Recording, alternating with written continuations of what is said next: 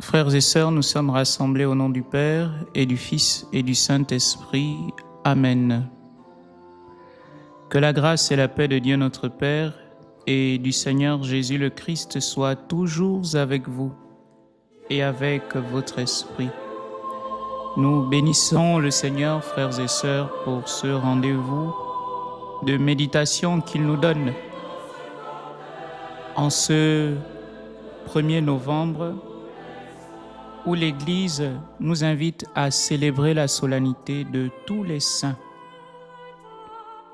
Cette solennité, frères et sœurs, comme nous l'entendons bien, tous saints, donc tous les saints, nous rappelle que la sainteté est un appel universel, comme nous l'enseigne le Concile Vatican II. Nous sommes tous, sans exception, appelés à la sainteté. Que ce soit les religieux, les religieuses, les prêtres, les évêques et même les laïcs, qu'ils soient consacrés ou non, tous, de par notre baptême, nous sommes invités à cultiver cette sainteté. Et comme une belle prière eucharistique nous le montre dans la liturgie de la messe, il est dit que le Saint-Esprit est celui qui, dans le monde, poursuit l'œuvre du Christ et achève en nous toute sanctification. Donc, nous comprenons bien, frères et sœurs, qu'on ne devient pas saint de par nos efforts, encore moins par nos mérites, mais par l'œuvre de l'Esprit Saint en nous. Est saint ou sainte aux yeux de Dieu cette personne qui, malgré ses faiblesses, ses limites, ses pauvretés, chaque jour fait l'effort de persévérer dans le bien. Nous avons, frères et sœurs, malheureusement une conception très erronée de la sainteté. Longtemps, nous avons cru, à tort, qu'être saint, c'est ne jamais pécher, ne jamais commettre d'erreur, être irréprochable aux yeux de Dieu. Non, non et non. Est saint ou sainte aux yeux de Dieu celui ou celle qui, je répète, malgré ses limites et faiblesses, s'abandonne chaque jour à la grâce de Dieu en persévérant dans le bien pour croître en vertu. Je répète encore, cela ne vient pas de nous, mais c'est le don de Dieu par le Saint-Esprit. Le Saint-Esprit qui en nous achève toute œuvre de sanctification. La fête des saints, frères et sœurs, nous rappelle aussi que nous ne sommes pas seuls. Il y a certaines personnes qui n'ont peut-être pas été canonisées, mais qui, ma foi, ont véritablement mené une vie remplie de vertu, une vie exemplaire, une vie remplie de sens aux yeux de Dieu. Et ces personnes, au risque de me tromper, sont dans la béatitude éternelle. Elles sont en ce sens pour nous de véritables modèles de foi. La solennité de la Toussaint, frères et sœurs, ouvre devant nos yeux véritablement la splendeur du paradis qui est en fête. Et comme nous dit l'apôtre Jean dans la première lecture, qui est un extrait de l'Apocalypse, il vit une foule immense que nul ne pouvait dénombrer, une foule de toutes nations, debout devant le trône, devant la face de Dieu, une foule qui chante sans cesse ses louanges. Cette solennité, frères et sœurs, nous fait entrer dans une joie qui sera la nôtre quand nous serons semblables à Dieu, lorsque nous le verrons tel qu'il est. Nous célébrons donc, frères et sœurs, l'Église triomphante, comme nous l'enseigne le catéchisme de l'Église catholique.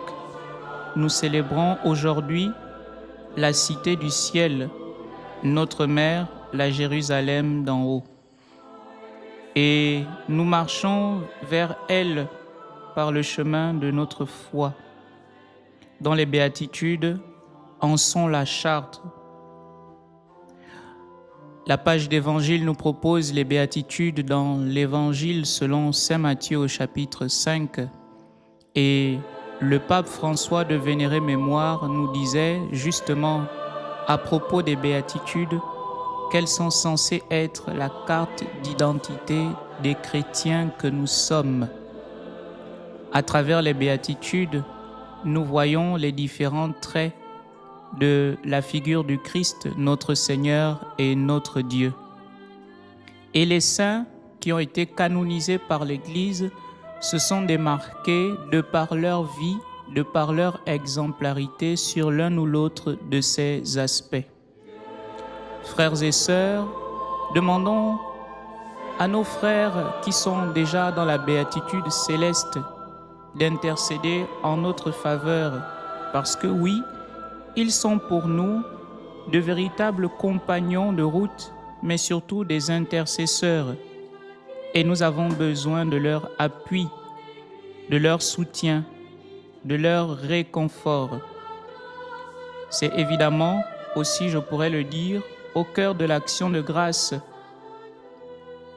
Et grâce à eux, pour ceux d'entre nous qui ont reçu Dieu, qu'un jour, nous sommes conscients que nous recevrons la couronne de gloire, la couronne qui ne se flétrit pas.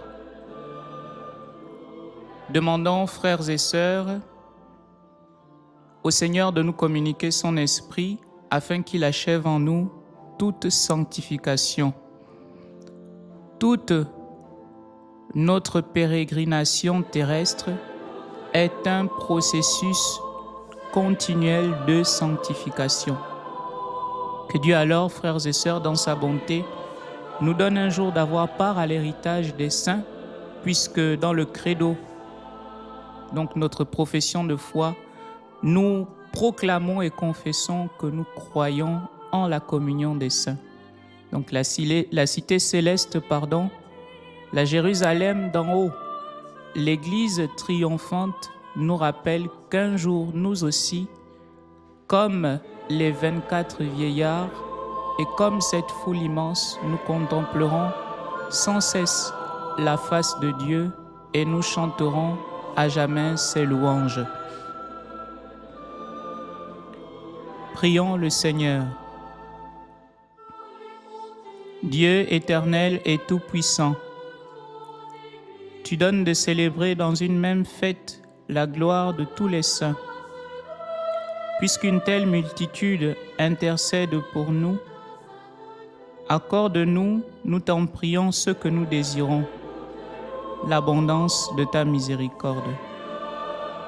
Nous te le demandons par le Christ notre Seigneur. Amen. Cœur sacré de Jésus, ayez pitié de nous.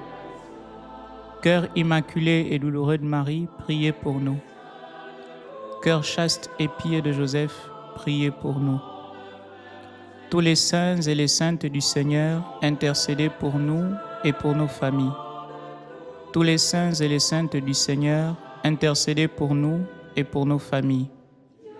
Tous les saints et les saintes du Seigneur, intercédez pour nous et pour nos familles. Tous nos saints anges gardiens, veillez sur nous. Que par la miséricorde de Dieu, les âmes des fidèles trépassés reposent en paix. Amen. Frères et sœurs, le Seigneur soit avec vous et avec votre esprit. Que Dieu Tout-Puissant, dans sa bonté, nous bénisse et nous garde, le Père et le Fils et le Saint-Esprit. Amen. Bénissons le Seigneur, nous rendons grâce à Dieu. En te rappelant, bien-aimé, que tu peux aussi être saint ou sainte, je t'invite à partager cet audio autour de toi et surtout à nous préciser le pays depuis lequel tu pries avec nous.